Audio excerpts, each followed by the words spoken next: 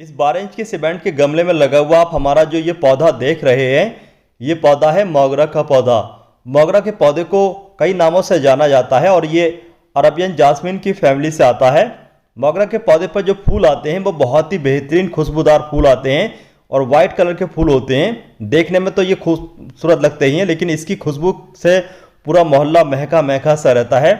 इसी वजह से हम मोगरा के पौधे को अपने घर पर गार्डन में ज़रूर लगाते हैं। लेकिन दुख तब होता है जब तमाम तरीके के फर्टिलाइज़र इस्तेमाल किए, तमाम तरीके से देखभाल की, लेकिन मोगरा के पौधे पर फूल नहीं आते हैं। तो अगर आप लोगों की भी यही शिकायत है कि आपके मोगरा के पौधे पर फूल नहीं आ रहे, या फिर आपके मोगरा के पौधे की सिर्फ ग्रोथ चल रही है और फूल नहीं आ रहे हैं, या फिर फूल आ रहे हैं तो बहुत ही कम आ रहे हैं, या फिर एक बार फूल आने के बाद फिर से फूल नहीं आ रहे हैं, तो इस तरीके की दिक्कत आपके मोगरा के साथ है, तो आज की हमारी इस वीडियो को आप कंप्लीट देखें, क्योंकि आज की इस वीडियो में हम आपको पूरी कंप्लीट जानकारी देंगे मोगरा के पौधे के बारे में। मोगरा के पौधे से बार बार कैसे फूल लें, इसके अलावा मोगरा के पौधे को कौन सी और कब खाद दें, इसके अलावा मोगरा के पौधे की हार्ड प्रूनिंग, सॉफ्ट प्रूनिंग कब करना चाहिए। इसके अलावा आज की इस वीडियो में हम आपको बताएंगे मोगरा के पौधे की रूट्स की प्रूनिंग कब करना चाहिए और खाद सही समय पर कौन सी देना चाहिए। इसके अलावा धूप पानी का कैसे ध्यान रखें, इसके बारे में पूरी कंप्लीट जानकारी आज की इस वीडियो में आपको देने वाले हैं। तो इसके लिए आज की हमारी इस वीडियो को आप कंप्लीट देखें। अगर आपने अभी तक चैनल को सब्सक्राइब नहीं किया है तो चैनल को भी सब्सक्राइब कर लें। अगर आप अपने मोगरा के पौधे से लंबे समय तक फूल लेना चाहते हैं तो इसके लिए आपको अपने मोगरा के पौधे की मिट्टी में कोई भी बेहतरीन ऑर्गेनिक फर्टिलाइजर तो इस्तेमाल करना ही होगा, लेकिन इसके अलावा आप मोगरा के पौधे को ऐसी जगह पर रखें जहां पर डायरेक्ट पूरा दिन की धूप आती हो। अगर आप पूरा दिन की धूप वाली जगह पर अपने मोगरा के पौधे को रखेंगे तब आपके मोगरा के पौधे की ग्रोथ भी अच्छी तरीके से चलेगी, पौधे की पत्तियां भी एकदम ग्रीन और हेल्थी रहेंगी, इसके अलावा ज़्यादा फूल भी आएंगे। लेकिन अगर आप मोगरा के पौधे को ऐसी जगह पर रख देंगे जहां पर डायरेक्ट पूरा दिन की तेज धूप नहीं आती हो बल्कि हल्की फुल्की धूप आती हो, या फिर इसको ऐसी जगह पर रख देंगे जैसे ग्रीन नेट है या फिर किसी बड़े पेड़ की छाया है, तब आपके मोगरा के पौधे पर फूल आने की बात तो दूर है, आपके मोगरा के पौधे की अच्छी तरीके से ग्रोथ ही नहीं चल पाएगी। तो डायरेक्टली पूरा दिन की धूप मिलना मोगरा के पौधे को बहुत ही ज़्यादा ज़रूरी है।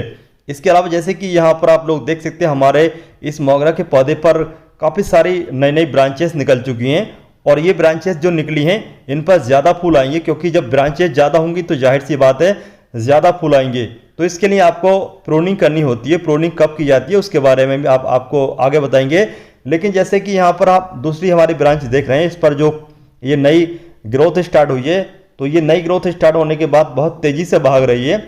इस तरीके से अगर मोगरा के पौधे की कोई भी ब्रांच तेज़ी से भागने लगे और कच्ची कच्ची सी महसूस हो तो उस पर फूल नहीं आते हैं।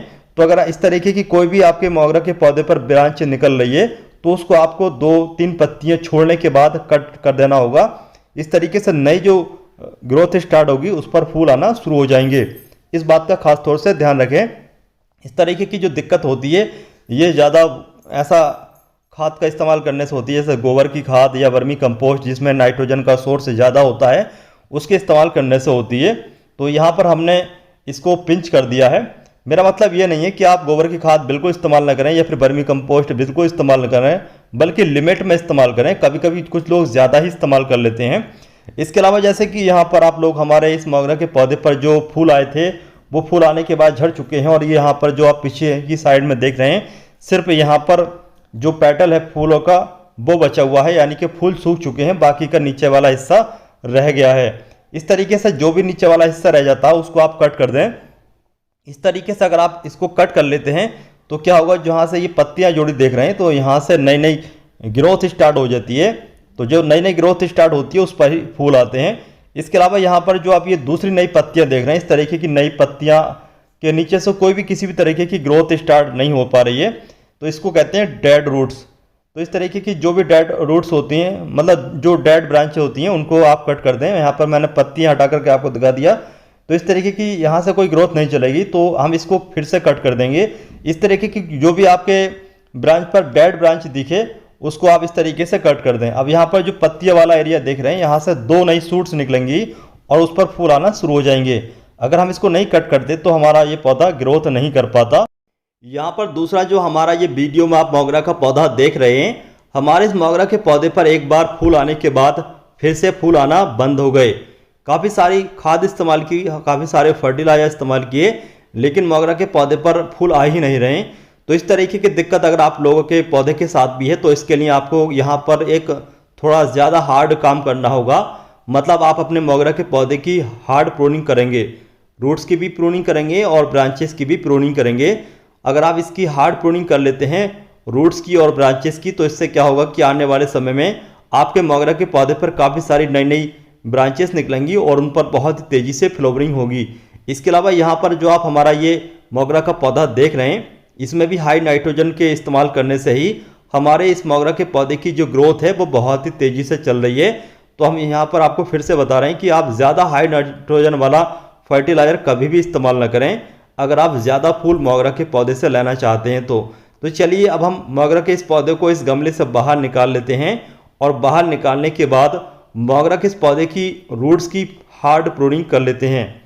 तो जैसे कि यहाँ पर आप लोग देख सकते हैं हमने गमले से बाहर अपने मोगरा के पौधे को निकाल लिया है।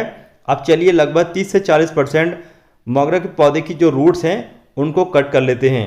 यहाँ पर एक बात का ये ध्यान रखें, मोगरा के पौधे की जो रूट्स की प्रूनिंग या फिर ब्रांचेस की प्रूनिंग का सही समय होता है वो फरवरी से लेकर के लास्ट अप्रैल तक का होता है। इस दौरान आप मोगरा के पौधे की हार्ड प्रूनिंग कर सकते हैं, रूट्स की भी और ब्रांचेस की भी। और वैसे तो पूरे साल मोगरा के पौधे को नई मिट्टी में लगाना चाहिए नई खाद डालने के बाद, तो आपके मोगरा के पौधे पर बहुत ही अच्छी फ्लावरिंग चलती है। अगर आपने अभी तक मोगरा के पौधे की प्रूनिंग नहीं की है तो आपको अभी प्रूनिंग कर लेना चाहिए। अभी आपके मोगरा के पौधे की प्रूनिंग करने का बिल्कुल सही समय है। इस समय अगर आप मोगरा के पौधे की प्रूनिंग कर लेते हैं रूट्स की और ब्रांचेस की, तो आने वाले समय में आपका जो मोगरा का पौधा है वो बहुत ही अच्छी तरीके से ग्रोथ करेगा, काफ़ी अच्छे तरीके से फ्लावरिंग करेगा।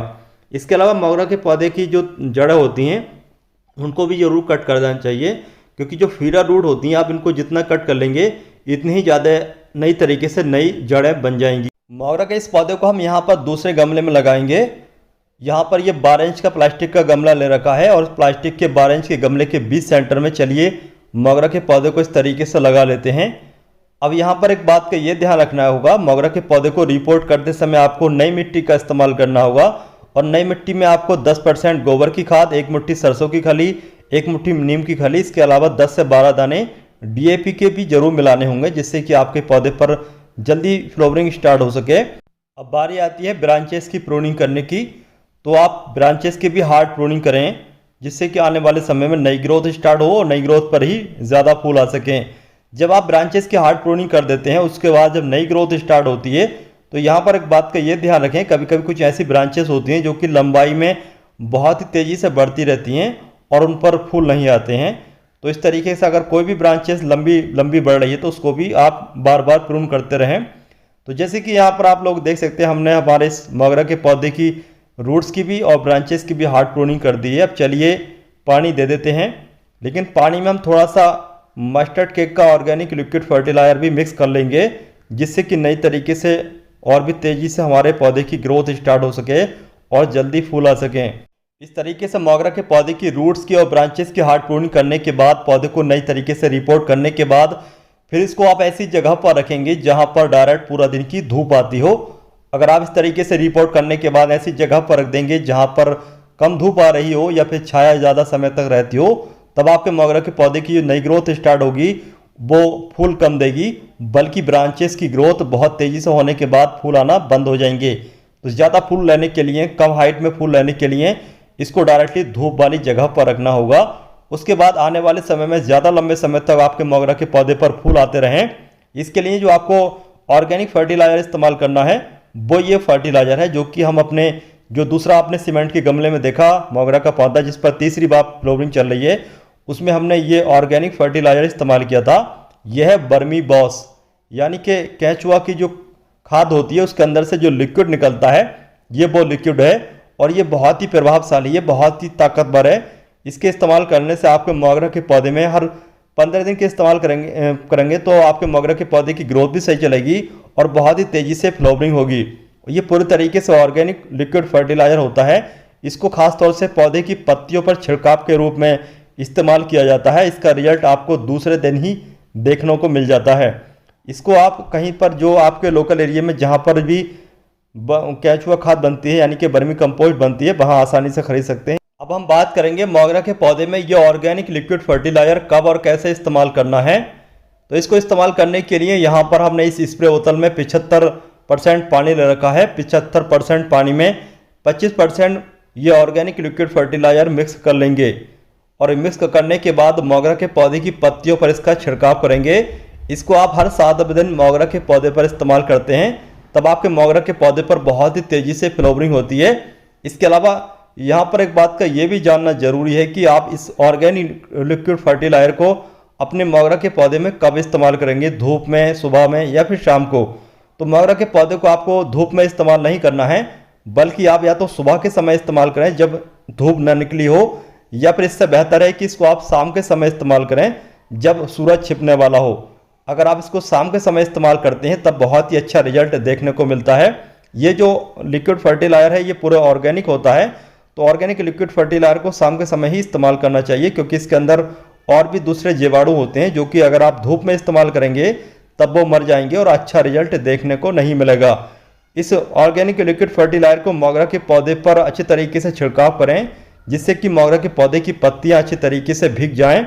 अच्छी तरीके से मोगरा के पौधे को इस लिक्विड फर्टिलाइजर से आपको नहलाना होगा और बहुत ही कम समय में आपको बहुत ही अच्छा रिजल्ट देखने को मिलेगा।